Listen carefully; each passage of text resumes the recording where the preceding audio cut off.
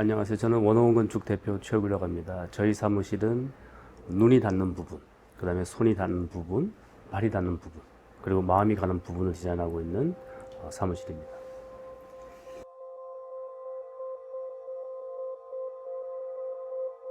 땅, 터, 이 대지, 이거는 동양 건축에서는 굉장히 중요하고 자연스러운 것이었어요. 우리는 계속 해왔고. 그런데 서양에서는 그게 사실은 새로운 개념이에요. 그러니까 어떤 의미냐면은 서양 건축은 건축이 뭔가를 대변하는 언어였어요. 신을 대변하거나 아니면 정치적인 파워를 대변하거나 그렇기 때문에 건축은 메타랭귀지로 작용했거든요. 한국 같은 경우에는 굉장히 깊은 전통으로 터를 읽으려는 노력들이 있었어요.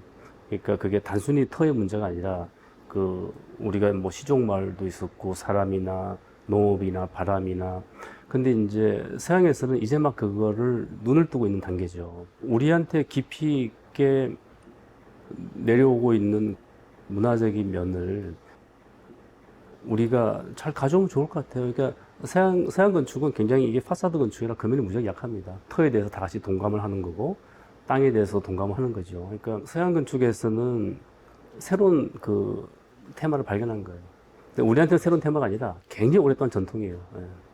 보통 이게 경관, 랜드스케이프, 이게 서구적인 개념이죠. 인간이 중심으로 바라본 풍경이라는 개념이 경관인데, 우리 같은 경우에는 사실은 랜드스케이프 말을 안 써야 되는 게 맞는 것 같아요. 소위 말해서 저는 그라운드스케이프라는 말을 쓰고 있는데, 이 그라운드스케이프라는 거는 어떤 거냐면, 지표면 위에 있는 모든 것. 그러니까 지표면 위에 있다는 거는 지표면 위에 물도 있잖아요. 그러니까 지표면 위에 바다도 있는 거, 호수도 있는 거고.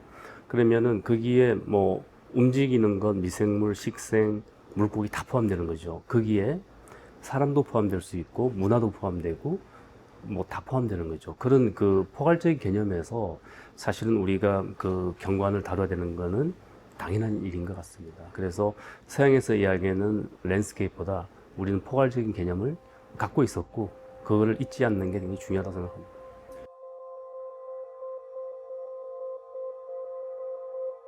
가파도는 평지섬이에요. 그러니까 해수면에서 제일 높은 지점이 20m밖에 안 되는데 평지섬은 세계적으로 드뭅니다.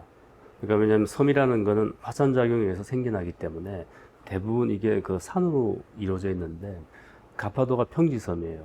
그러면은 이게 호리존탈 랜드스케이프라는 것이 가장 중요한 거고 그러면서 가파도 같은 경우에는 이 전체 크기가 30만 평이 안 돼요. 30만 평이 안 된다는 거는 뭐 예를 들면은 18홀짜리 골프장 하나 크기인데 워커블 커뮤니티가 된다는 거죠. 다 걸어 다닐 수가 있습니다. 그래서 이 가파도는 크지 않은 이 섬이고 평지섬을 어떻게 보면 육지에서도 가깝고 생태적으로 잘 복원을 한다면 이거는 굉장히 중요한 공원이 될 거다라고 생각했습니다. 가파도는 평지섬이라 가면은 섬이 안 보입니다. 어떤 의미냐면은 주변이 보여요. 그리고 이 가파도는 바다가 보이고 우리나라 최남단인 마라도 섬이 보이고 제주도에서 가장 아름다운 모습 풍경이 보입니다. 그 가파도는 일종의 무대예요. 자연의 무대였고, 근데 풍경의 무대였고 그런 측면에서 가파도 자체는 아주 특별한 장소는 아니지만 그게 평지섬이라는 것 자체가 주변 컨텍스트를 다 아우르고 풍경, 기후 뭐 그런 걸 아우르기 때문에 굉장히 특별한 섬이구나라고 생각했었어요.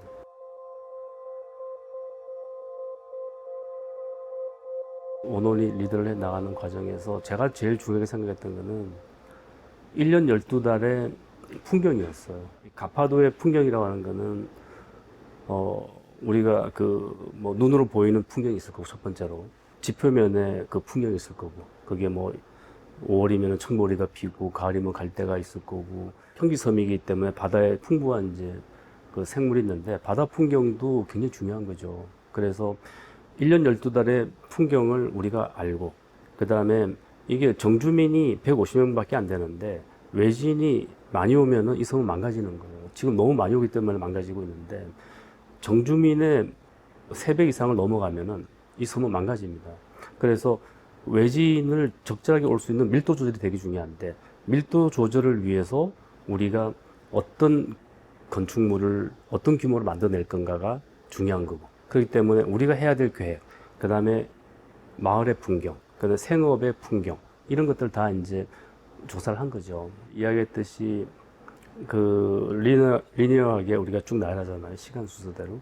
그게 사실은 그라운드 스케이프를 보는 방법이에요. 우리 같은 경우에는 뭐 어떤 장소를 보거나 도시를 보거나 환경을 볼 적에 사실은 시간이 있기 때문에 1년 12달을 봐야 되는 거거든요. 근데 그거를 시각적인 샷으로 보면은 그 장면밖에 안 보이지만 쭉 나열하면, 그래서 뭐 시각적인 거, 문화적인 거, 기후적인 거, 이런 인물에 대한 것들이 쭉 나열하면은 그라운드가 보이는 거죠.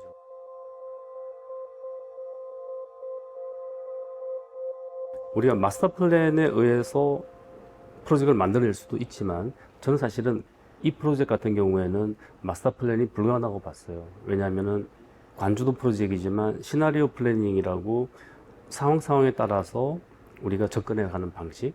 그래서 아직은 이 주민들이 100% 동화된 프로젝트가 아니에요. 마스터 플랜이면은 소위 말해서 건축가가 주도적이 되어서 모든 것을 이제 수렴하는 방식인데, 근데 그런 식으로 돼서는 정주인들을 위한 것이 아니잖아요. 시나리오 플래닝이라는 것은 여러 상황들을 염두에 두고 이런 상황이 생겼을 적에는 우리가 이렇게 대처를 해 나가고, 또 어떤 극한 경우에는 프로젝트가 멈출 수도 있겠죠. 그러니까 우리나라 휴전되듯이 가파도 프로젝트는 그 정도 단계에 있습니다. 네.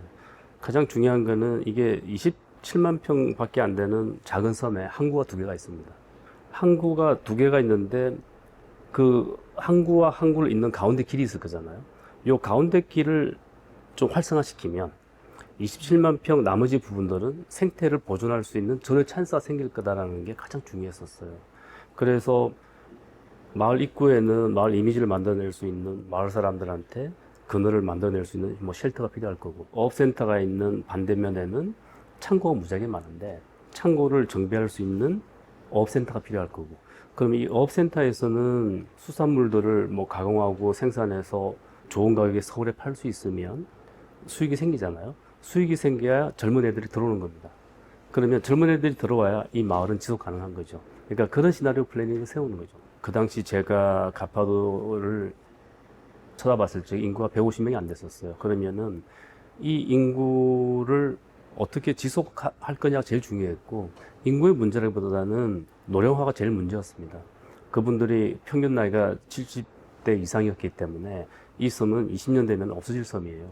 그러면 어떻게 지속 가능성을 만들기 위해서 젊은 친구들을 어떻게 유입을 하고 생활 문화 환경을 어떻게 지속하냐가 제일 중요한 문제였죠.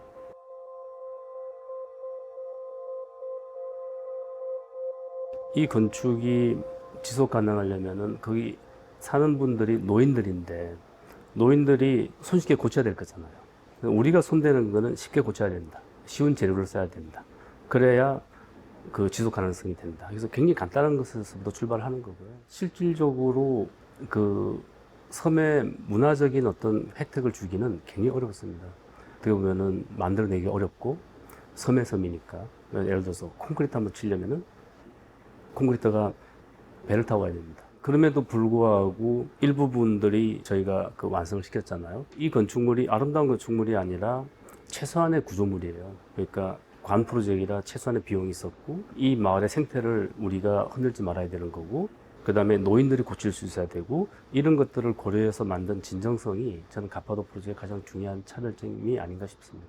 하나 더 하면은 우리가 에어라고 부르는 가파도 아티스트 레지던스 같은 경우에는 거기가 버려진 그 지하 구조물이었어요. 그 장소가 굉장히 아름다웠기 때문에 한 20몇 년 전에 호텔은 아니고 뭐 숙소를 지으려고 누군가 시도를 하다가 지하 구조물만 짓고 이제 부도가 났어요. 그래서 지하 구조물이 오랫동안 남아 있었죠. 20년 이상. 그래서 물에 잠겨 있었고, 가파도 평지섬의 지하 구조물이라고 하는 거는 굉장히 귀한 보물 같은 거죠. 왜냐하면 지상에 올라오면은 이 섬 풍경을 망칠 거니까. 그래서 이 지하 구조물을 뭐로 활용을 할 수 있을까가 이제 저는 고민이 됐었고, 그래서 뭐 여러 가지 아이디어가 있었어요. 청보리 축제가 있으니 맥주 브로리를 만들자 이런 이야기도 있었는데, 이 섬이 아까 이야기했지만 소를 키우는 곳이었고 정주민이 없는 장소였기 때문에 문화가 없는 장소입니다. 그러면은 이 섬이 지속 가능하고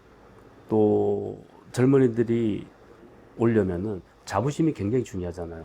문화가 없는 섬에 누가 들어가겠어요. 그러면 아티스트 레지던시가 생기면 거기에 뭐 굉장히 세계적으로 유명한 작가들이 온다고 하면 이 가파도 문화가 축적이 되겠죠. 그러면 가파도 문화의 축적을 위해서 가파도의 아카이브를 위해서 가파도의 미래를 위해서 아티스트 레지던스를 만드는 게 좋겠다라고 생각을 했었고 그 기획을 뭐 흔쾌히 찬성해 주셨어요. 그래서 그게 만들어지게 된 거죠.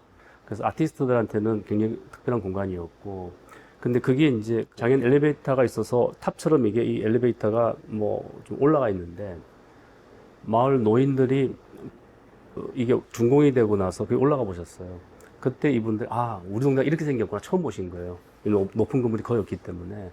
그래서 그분들은 그런 측면에서 자기 마을을 받고 아티스트들은 그 자연의 원초성을 받고 뭐 그거는 굉장히 저한테는 특별한 그 공간을 선사했다고 생각합니다.